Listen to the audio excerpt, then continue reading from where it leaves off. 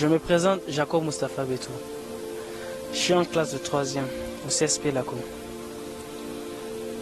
Je vais vous raconter ma vie. Ma maman est décédée en me mettant au monde sur la route de Dogonouti et de Niamey. J'avais 15 jours quand on m'a amené à l'orphelinat, Fraternité Notre-Dame.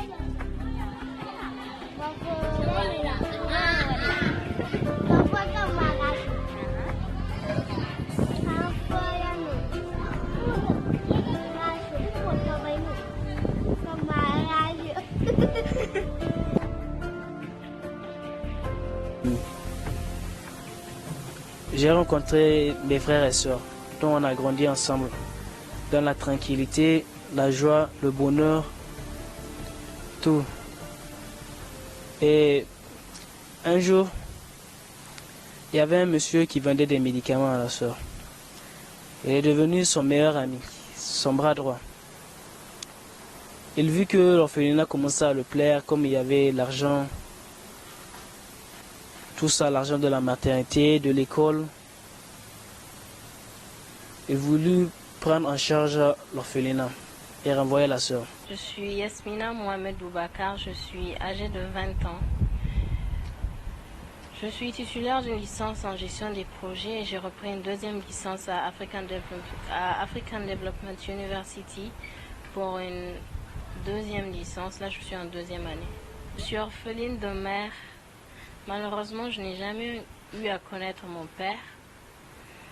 Ma mère, elle est décédée à ma naissance. Je suis arrivée à l'orphelinat quand j'avais 15 jours. À l'orphelinat,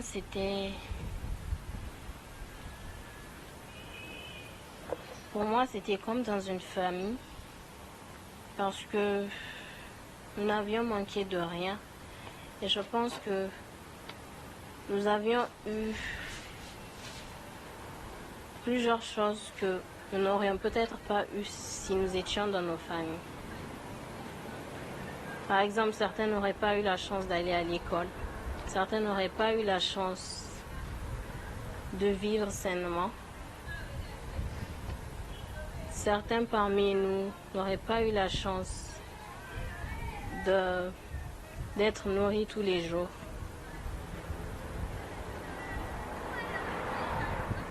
Et voilà, nous n'avons pas manqué de tout ça. Et surtout, nous avions bénéficié d'amour maternel.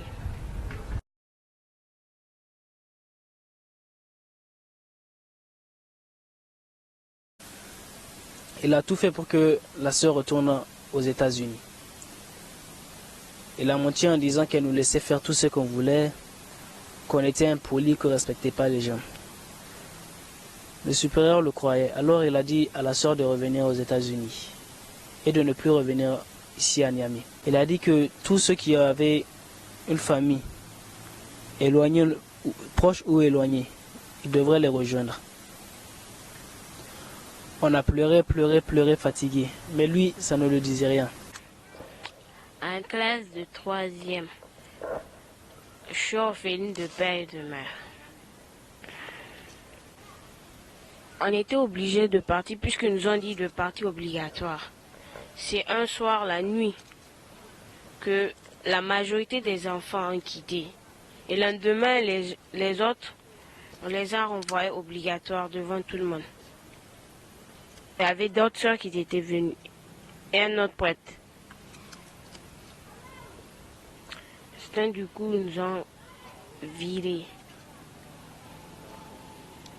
Le jour où on nous a annoncé que nous allions partir, pour moi, la seule question, déjà quand la soeur elle est partie et qu'on a appris qu'elle n'allait plus revenir, pour moi, déjà, ce jour-là, je me suis sentie orpheline.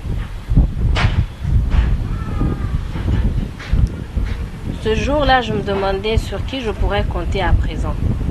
Ce jour-là, je me demandais comment j'allais faire, qu'est-ce que j'allais devenir, quelle allait devenir ma vie et où vais-je partir. Le plus difficile est de faire des activités, de réveiller le matin et faire des activités. Quand maman sera là, je l'aurai déjà fait avant que je me réveille. Je pourrais être à l'heure à l'école. La chose la plus qui me marque est de voir certaines personnes ne pas me regarder en tant que j'ai commis en tant qu'enfant. Mes frères et sœurs reçoivent la visite de leurs parents, par semaine ou par mois. Mais moi, elle fait 12 ans après pour recevoir la visite de mon père. Il y a d'autres enfants qui n'ont jamais eu la chance de voir leurs parents. Je viens ainsi me divertir quand les problèmes de la vie commencent à devenir lourds. Profiter de la nature, profiter du vent qui souffle, écouter la nature.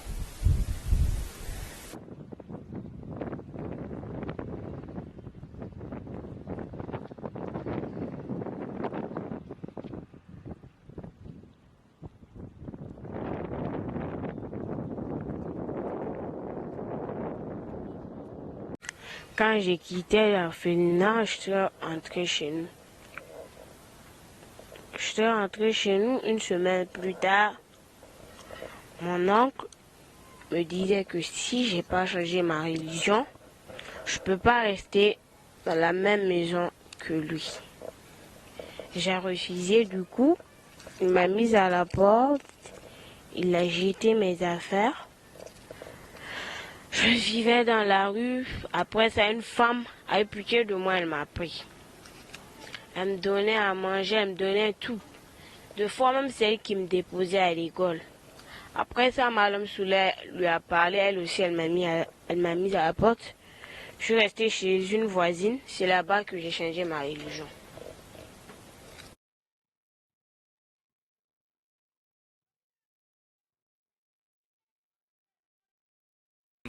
Pasteur Amadou Rufai Maarzeki, je suis le responsable de l'orphelinat Les Bons Samaritains. Les enfants que nous recueillons souvent, c'est des enfants qui sont orphelins de deux parents ou un de parents. C'est souvent des enfants des malades mentales. On trouve souvent des folles qui ont des enfants. Nous recueillons aussi des enfants qui sont abandonnés, jetés. Nous accueillons aussi des enfants, des filles mineures. Il y a des filles de 11 ans, 12 ans qui accouchent, qui jettent les enfants. Nous recueillons ces enfants.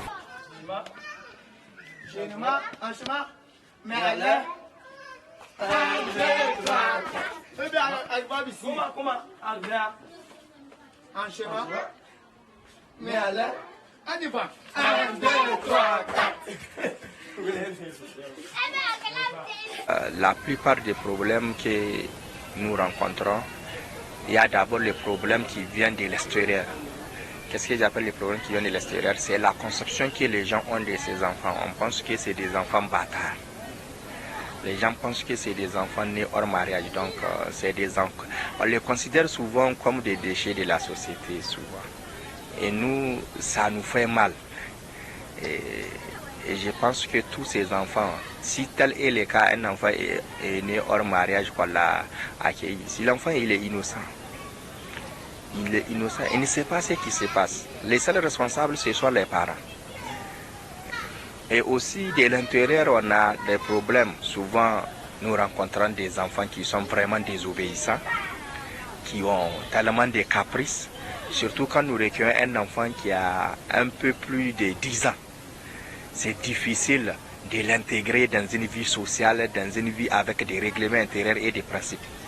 C'est difficile. Et quand tu ne fais pas attention à l'enfant, contamine les autres. Plusieurs fois, nous avons accueilli des jeunes filles pour rester avec leurs enfants, les allaiter et leur trouver un travail, soit couture ou soit en tout cas quelque chose que la femme fait ou coiffure. Mais presque tous ces jeunes filles ne peuvent pas rester. Parce qu'ils se retrouvent dans un milieu étrange pour eux, où il faut demander la permission avant de sortir, où les heures de rentrée sont cadrées, où la vie est suivie. Donc c'est trop compliqué parce qu'ils sont habitués à une autre vie. Comme ça, donc nous trouvons. Mais les enfants qui ont des 0 à 5 ans que nous accueillons, et ils sont déjà habitués à ces systèmes, il n'y a pas de problème. Et au niveau, il y a certains enfants qui ont des familles. Mais malheureusement, on trouve l'absence totale des visites pour ces enfants.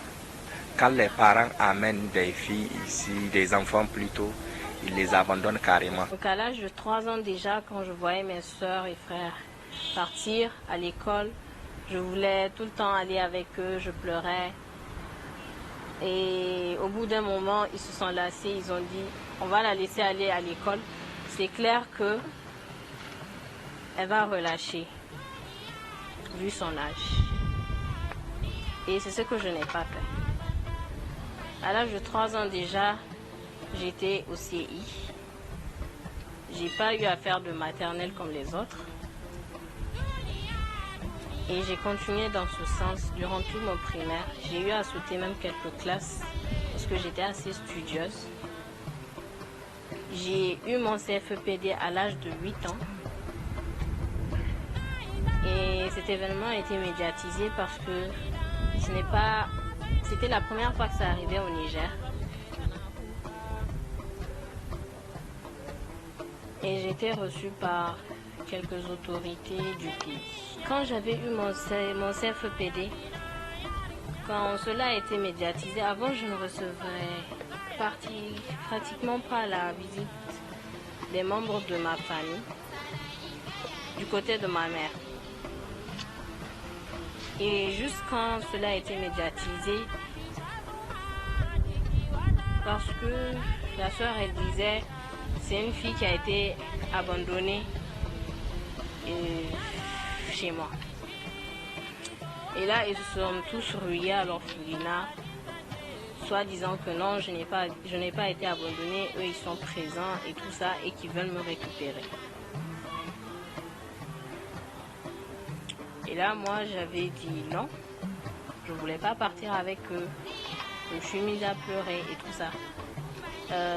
La soeur, elle les a menacés avec la justice et tout. Et donc, ils ont arrêté. Quand j'ai eu mon brevet à l'âge de 12 ans, juste un an avant, quand j'étais en 4e, j'avais 11 ans et demi, je tendais vers mes 12 ans. Ma grand-mère, elle est revenue avec mon cousin pour me donner un mariage. Et elle m'a dit, je me souviens, regarde celui-là, c'est lui ton futur mari. Arrivé à ma famille, j'ai rencontré mon père. Dès qu'il m'a vu, il commençait à pleurer. Je ne savais pas si c'était des larmes de joie ou quoi. Il est parti chercher une natte, déposa par terre, face au mur, face au goudron. Je pensais que quand ils allaient finir de vendre, en fait, c'est un chaïman. Il vend des haricots, omelettes, sandwich. Bon, j'avais fini de manger, c'était l'heure de dormir. Il m'a amené une natte déposée face au mur et au goudron. J'ai cru que si s'il finissait de vendre, on allait rentrer à la maison. Mais ce n'était pas le cas. J'ai prié le bon Dieu pour que ça soit un rêve. Mais le lendemain, quand je me réveillais, je me retrouvais dans le même endroit. Je me mis à pleurer.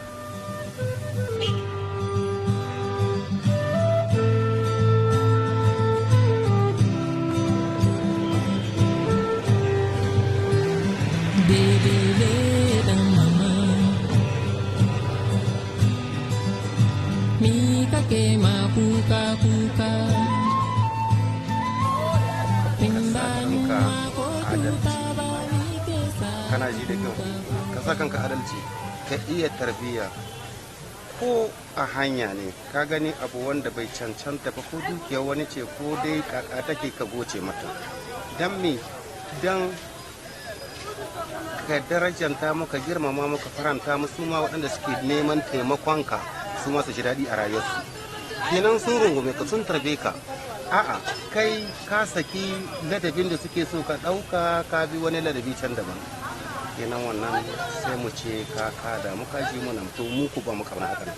Abinda muke so faranta rayuwarmu ya faranta rayuwarsu su da ke neman su tallafe ka zama tauraro, ka zama abin kwarai kuwa. Ka gane ko? Sai kuma ina son ka sa kanka adalci, kuma ka rike addini. Ka rike addinin ka yadda ya kamata. Ka gane ko me mutum ya cikin duniya, addini shine mafi kyau gare shi. Duniya ga da kaka gane mun zo ne ba mun zo mu zamna ba, mun zo ɗaya na mu ɗan ne mu maraita. Un soir quand je descendais des cours, il y avait un soi-disant homme qui m'a dit que où je pars, je lui ai dit je rentre à la maison. Il m'a dit de monter et va me déposer. En montant de la voiture, il m'a donné un jus Sprite, il m'a dit de boire. J'ai bu après ça, je sais pas. Et le lendemain matin, quand je me suis réveillée, quand la femme me disait que il y a quelque chose qui s'est passé, je lui ai dit non. Elle m'a dit que je peux pas savoir.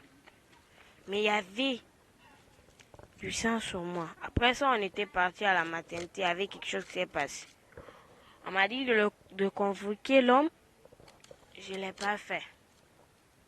Mais j'ai pu tuer l'enfant, j'ai fait un avortement.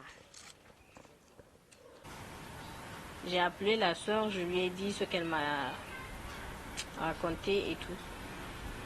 Elle a encore fait appel à la justice et elle les a menacés une fois de plus pour qu'ils me laissent tranquille. Et ça m'a un peu frappée parce que à un moment, je ne pouvais plus aller à l'école parce que je ne me sentais pas en sécurité. Il me fallait être accompagnée par quelqu'un d'autre. Je devais surveiller tout ce que je faisais autour de moi. Je devais surveiller à qui je parlais. Par crainte de n'être enlevée pour être donnée en mariage. Finalement, ils ont laissé tomber cette histoire. Et quelques années après, quand j'avais eu mes 18 ans, ma grand-mère, elle est décédée à ce moment-là. Mais mon cousin, il est quand même revenu. Il était marié, il avait une femme et 2 enfants. Je me préparais à aller à l'école et il est rentré, il me dit « Je suis venu remplir... il m'a dit ça en germain. « Ay kagay ginkai alkawalo tonandi » ou je sais pas. Voilà. Il m'a dit un truc du genre. Et je lui ai dit quoi? Il m'a dit oui. Il est venu remplir... C'est la promesse, c'est ça? Voilà, il est venu tenir la promesse qu'il a faite à sa grand-mère que c'est lui qui allait m'épouser. Et que la dernière fois, la soeur lui avait dit que je ne suis pas en âge d'être mariée et tout. Mais que maintenant j'ai 18 ans, donc je peux bien être mariée. Et je leur ai dit que non. La dernière fois, je n'avais peut-être pas les mots ou la bouche pour me défendre. Mais maintenant, là, je connais mes droits. Je sais me défendre et je sais te dire non et tu ne vas pas m'épouser.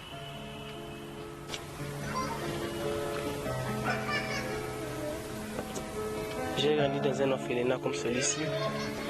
De temps en temps, je viens rendre visite à des nouveaux venus parce que moi aussi, je suis passé par là. Une question de ne pas oublier que moi aussi, j'ai été comme eux. Voilà. Wallahi alhamdulillah zaman da suka yi can zaman da ya can tare da Nasaru. Dan shekara shi 15 yana hannun shi. Mu muna zuwa muna ganin shi amma wallahi bamu ganin shi tare da balakaci ba kuma tarbiyya wadda suka yi mai Allah saka musu da alheri. Tun da lokacin da duk ya zo nan in na mai magana ma wani bai soke kai yake yi akan tsananin bai sun ya tadda kai bali ya takura mini. Lokacin da ya zo nan in na mai magana wallahi da soke kai yake in ya gana kama wani aiki ma da gudu yake zabura ya sabce shi. Da gudu yake zabura ya sabce wannan aikin ya je shi yayi wannan aikin. To saboda shi nake son ya natsu cikin karatu ya ba masu karanshe shi daraja masu ɗaukaka shi masu son ya zama wani abu ya ba su girman su ya ba su darajar su.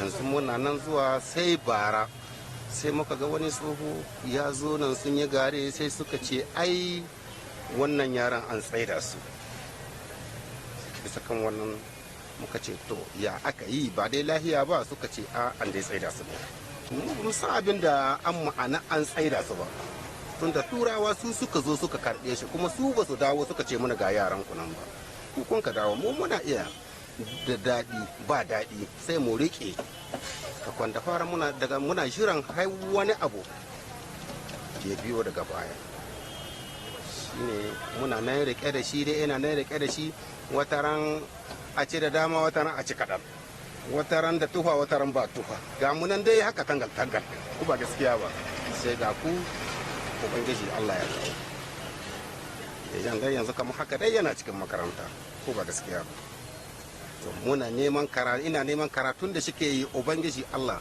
sarkin sarauta ya taimaka mashi ne ba ina buƙatar a ni ina gona shi yana gona a ni ina gona dai amma shi yana makaranta dan ta unwane shi mu kuma unwane nan da ya samu cikin karatun nan shine alheri gare mu cikin shi yake ci yake sha yake gutsura abin da zai dan muna ubangiji Allah ya kama abuke zaman da zai samu wurin da ya laba ta shi ma ya ci da ta taimaka mata shi da shanta da tufa ta duka yana wajen hannun shi. C'est ici que je dors. À 16h, quand mon père part au marché, c'est moi qui prépare le haricot. Vers 17h, on déplace la table pour l'emmener de l'autre côté. C'est le haricot, le sandwich, c'est les choses qu'on fait, c'est ça qui nous permet de survivre. C'est ma dernière année maintenant. Il me faut quelqu'un pour me payer l'école. Comme ça, quand je finirai, avoir mes diplômes, trouver un travail et me marier. Créer une famille, avoir beaucoup d'argent pour venir aider ma famille, mon père, les sortir de cette situation, quoi. Être orphelin n'est pas une fin en soi. On est un homme avant tout. Et on peut réussir. Sans parents, on peut réussir. Et pour les orphelins, j'ai dit, prenez soin de tout ce que les gens vous font et soyez reconnaissants. Parce qu'il y a des personnes aujourd'hui qui s'empêchent de manger pour les aider. Nous avons eu le cas de quelqu'un qui s'est empêché de payer la scolarité de ses enfants. Il est parti dans l'école pour négocier pour ses enfants et il est venu et il a donné de l'argent pour qu'ils aillent à l'école. Donc, qu'ils sachent qu'il y a beaucoup de gens qui pensent à eux, qui font des sacrifices pour eux, qu'ils prennent soin, qu'ils se déterminent, qu'ils se prennent leur destin en main pour vraiment se battre dans la vie pour réussir. Oui, je les appelle à plus de travail, plus de discipline, plus de l'obéissance pour qu'ils réussissent. Parce que sans ça, on ne peut pas réussir. Oui, voici vraiment l'appel que je lance aussi aux autorités de nous aider aussi. Surtout, il y a des enfants aujourd'hui, on n'a aucune trace de leurs parents qui n'ont pas aujourd'hui de nationalité. On peut faire la naissance, mais une nationalité, il faut qu'on ait au moins pour un parent.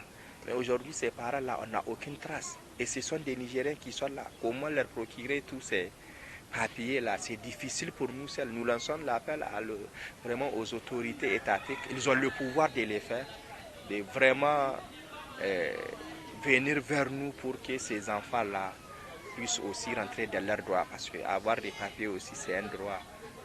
On a aujourd'hui des enfants qui sont là en classe de 3e. Souvent, il faut aller négocier vraiment leur dossier pour que ça passe, parce qu'ils n'ont pas de nationalité.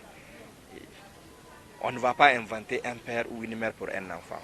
Donc, que l'État puisse le comprendre pour voir dans quel système ou bien dans quelle situation on peut les établir vraiment des nationalités. Voici l'un des problèmes vraiment cruciaux qui mine aussi la vie des enfants ici. Pour ma part, cette histoire m'a forgé. Elle m'a d'abord permis de faire la paix avec moi-même. Ensuite, d'aller au-delà de cela en continuant de me battre avec le soutien de plusieurs personnes, en persévérant dans mes études et particulièrement en transmettant autour de moi ce que j'ai reçu. J'aimerais surtout me battre pour que mes enfants et d'autres enfants de par le monde n'aient pas à vivre ce que j'ai vécu. Toujours dans ce sens, avec ma soeur et d'autres amis, nous avons là un comité qui sera appelé Temoko Marayu,